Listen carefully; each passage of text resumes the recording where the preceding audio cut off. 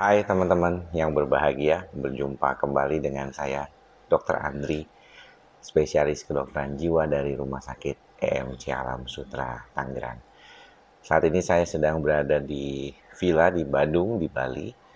Dan kalau misalnya saya itu liburan, biasanya saya memang lebih awal ya, lebih pagi bangunnya. Yang tadi saya bangun jam 4 waktu Indonesia bagian tengah.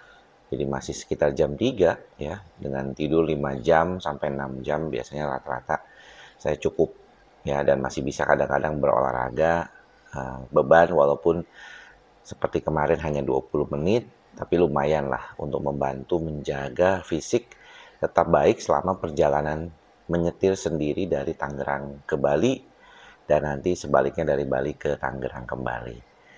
Nah, teman-teman, saya ingin menjelaskan lebih jauh lagi berkaitan dengan apa yang kita bicarakan beberapa hari yang lalu berkaitan dengan mind over body, yaitu bagaimana pikiran akan mempengaruhi ya bagaimana cara kita memperlakukan badan kita dan juga badan kita merespon ya pikiran kita itu. Nah, menjadi menarik, saya ingin menjadikan contohnya yaitu perjalanan saya ini. Ya, perjalanan saya ini memang lumayan cukup melelahkan. Dari Tangerang menuju Bali itu sekitar 1.200 km. Jadi di Bali itu sekitar 1.200 km menuju Badung ya, di tempat saya menginap di villa kali ini.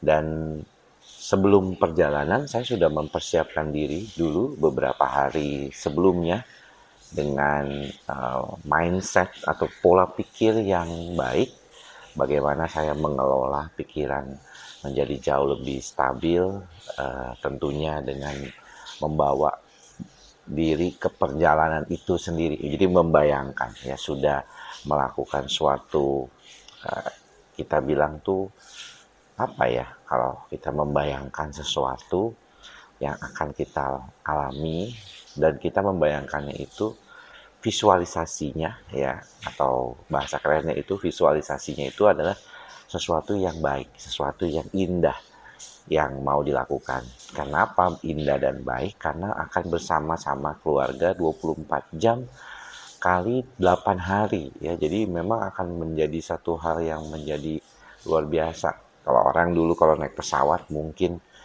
kita naik pesawat terus terbang ke sana terus balik lagi ya. Kalau di dalam perjalanan darat itu kita akan menikmati banyak keadaan sekeliling yang mungkin belum tentu selalu kita harapkan ya. Macet misalnya, tempat makan yang tidak mudah ditemukan gitu ya. Jadi hal-hal seperti ini mungkin perlu diperhatikan juga. Nah, tentunya ini menjadikan salah satu contoh mengapa mind over body ini menjadi salah satu hal yang penting, karena pikiran ini akan mendahului bagaimana tubuh merespon. Kalau belum apa-apanya kita udah males, udah kayaknya udah berasa nggak mau ngapa-ngapain, udah capek, itu akan menjadi sesuatu yang tidak baik juga ke depannya. Sama ketika misalnya teman-teman ya mau pergi ke suatu tempat, misalnya berobat ke dokter aja udah males gitu.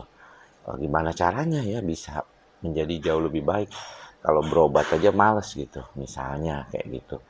Jadi akan susah ya, karena pikiran itu akan membuat badan kita tuh rasanya males kalau misalnya kita tuh nggak mau melakukannya gitu ya. Jadi ya ini akan menjadi penting ya, mindset tuh, pikiran itu menjadi penting.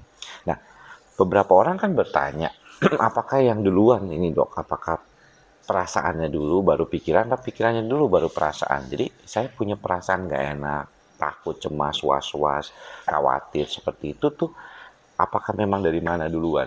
Yang saya perhatikan dan sudah diungkapkan juga oleh beberapa ahli seperti Albert Ellis dalam bukunya, yang paling dominan memang adalah pikiran dulu ya, baru perasaan. Jadi pikiran baru perasaan. Dan ini memang seringkali kita temukan di dalam berbagai macam kasus, termasuk bagaimana kita mengelola perasaan kita ketika kita bertemu dengan sesuatu. Kalau kita pikirannya atau mindsetnya sudah baik, maka akan lebih bagus lagi caranya. Dan ini memang perlu dilatih ya teman-teman ya. Jadi nggak bisa cuman sesekali saja atau kemudian kita cuma mengatakan bahwa nggak apa-apa, ini juga nanti akan baik sendiri gitu ya. Ini tidak demikian ya teman-teman.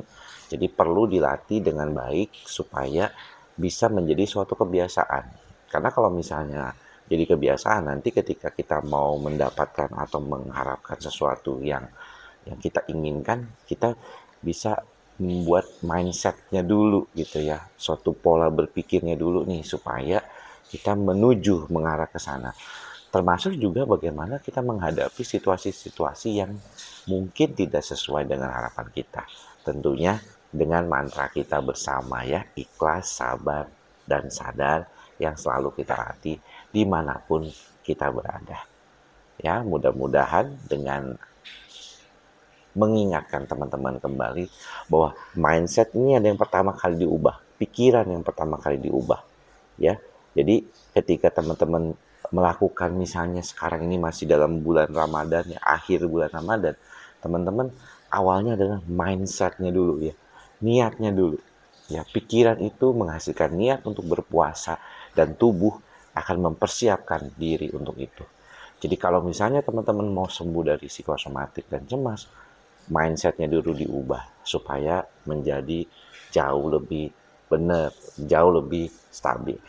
Oke, mudah-mudahan apa yang saya sampaikan kali ini bermanfaat ya. Semoga semua makhluk berbahagia. Jangan lupa ikhlas, sabar, dan sadar selalu dilatih. Sampai bertemu lagi di lain kesempatan. Salam sehat jiwa. Bye-bye.